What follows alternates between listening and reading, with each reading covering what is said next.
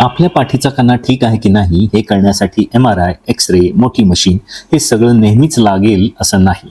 कधी कधी आपलं शरीर आधीच आपल्याला छोटे छोटे सिग्नल देत असतं. पण आपण काय करतो? अरे वय झाले म्हणून पाठ दुखते, जरा स्टिफनेस आहे, कडकपणा आहे, दुसरं काही नाही, मान आखडते, मोबाईलमुळे असेल, आणि हळूहळू आपला कणा, पाठीचा कणा शांतपणे कमजोर होत जातो. आज मी तुम्हाला सांगणार आहे घरच्या घरी करता येणाऱ्या 5 सोप्या टेस्ट. या टेस्ट डायग्नोसिस नाही आहेत, पण या टेस्ट आपल्याला एक इशारा नक्की देऊ शकतात, आपली स्पाइन हेल्दी आहे की नाही, की मदतीसाठी ओरडते. सुरुवातीला एक महत्वाची सूचना: जर तुम्हाला अलीकडे पडणे, अपघात, फ्रॅक्चर, सर्जरी, खूप तीव्र वेदना, पायात विकनेस, मुंग्या, लघवी किंवा शौचावर कंट्रोल कमी होणे, ताप, अनएक्सप्लेन्ड वेट लॉस असे काही सिम्पटम्स असतील तर ही टेस्ट करू नका. थेट डॉक्टरांचा सल्ला घ्या. चला आता पहिली टेस्ट बघूयात. पहिली आहे वॉल टेस्ट. एका सरळ भिंतीला पाठ लावून उभे राहा. टाचा, नितंब, पाठ आणि डोकं भिंतीला लावण्याचा प्रयत्न करा. आता बघा, डोकं भिंतीला सहज लागते का, की मान पुढे गेलेली वाटते, पाठ फारच वाकलेली वाटते का, कंबर आणि भिंत यामध्ये खूप मोठी गॅप आहे का? ही टेस्ट धक्कादायक आहे, कारण अनेक लोकांना वाटतं मी उभा तर सरळ आहे, पण भिंत लगेच सत्य सांगते. जर डोकं भिंतीला लागत नसेल, खांदे पुढे पडलेले असतील किंवा उभं राहतानाच डिस्कम्फर्ट वाटत असेल तर हे poor posture, weak upper back म्हणजे कमकुवत वरचा पाठीचा कणा, फॉरवर्ड हेड पोश्चर किंवा स्पाइन अलाइनमेंट कडे लक्ष देण्याचे संकेत असू शकतात. हुक इथेच आहे. कधी कधी पाठदुखीची सुरुवात पाठीतून होत नाही, ती मान पुढे येण्यापासून सुरू होते. Test number 2, neck rotation test. सरळ बसा, खांदे सैल सोडा. आता मान हळूच उजवीकडे वळवा, जितकं कम्फर्टेबल वाटेल तितकंच. मग डावीकडे वळवा. आता स्वतःला विचारा, दोन्ही बाजू सारख्याच वळतात का? एका बाजूला कडकपणा, पेन किंवा चक्कर आल्यासारखं वाटतंय का? आणि मान वळवताना खांदाही सोबत वळतोय का?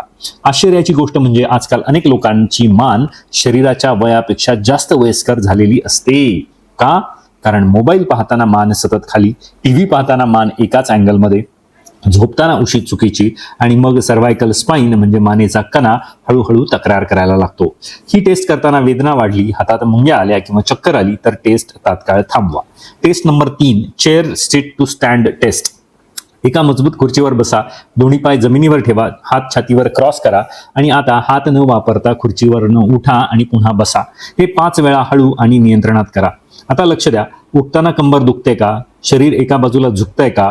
गुडघे आत जात आहेत का? उठण्यासाठी हाताचा आधार घ्यावा लागतोय का? लोकांना वाटतं ही पायाची टेस्ट आहे, पण खरी गंमत इथे आहे.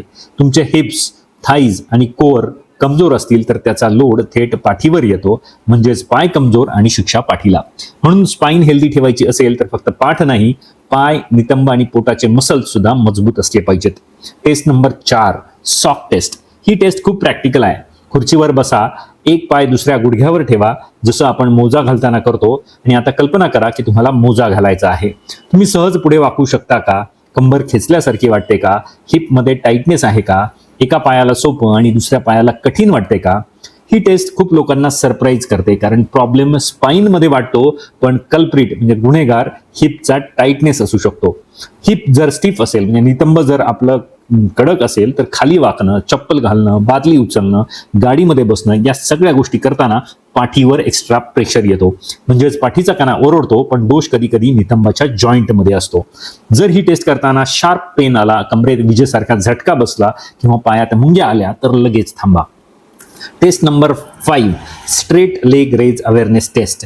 ही टेस्ट सावधपणे करा. जर तुम्हाला आधीपासूनच severe back pain, sciatica, slip disc, fracture किंवा सर्जरीची हिस्ट्री असेल तर ही टेस्ट अजिबात करू नका.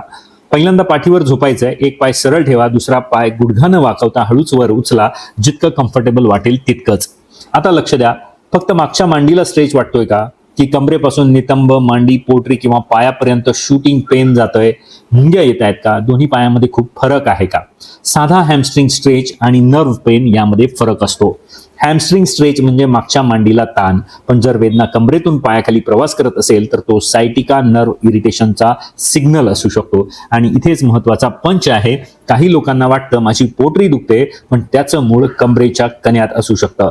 आता या 5 टेस्ट नंतर फायनल चेक करा. जर 1-2 टेस्टमध्ये हलका स्टिफनेस जाणवला तर घाबरू नका.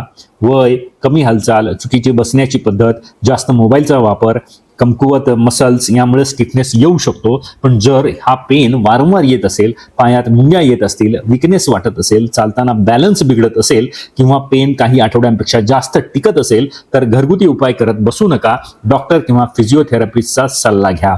आणि शेवटचा सगळ्यात मोठं सरप्राईज, स्पाइन सशक्त हेल्दी ठेवण्यासाठी महागडी चेअर, बेल्ट, ऑइल, स्प्रे किंवा फॅन्सी गॅजेट लागतच नाही.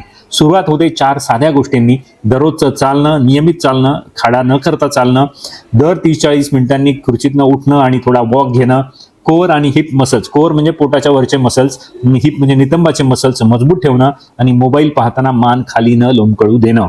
आपल्या पाठीचा कणा म्हणजे शरीराचा मुख्य खांब आहे. घराचा खांब वाकला तर भिंतींना क्रॅक येतात. तसंच स्पाइन बिघडली तर मान, खांदे, कंबर, गुडघे, बॅलन्स या सगळ्यावर परिणाम होऊ शकतो. म्हणून आजच या 5 टेस्ट करा. घाबरण्यासाठी नाही तर जागा होण्यासाठी. कारण स्पाइन मजबूत असेल तर वय वाढलं तरी चालण्यात, उभं राहण्यात आणि जगण्यात आत्मविश्वास टिकून राहतो.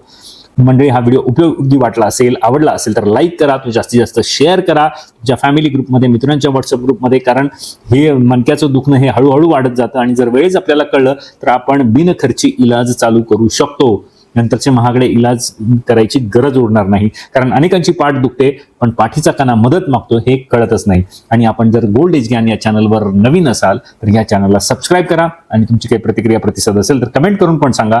तोपर्यंत धन्यवाद.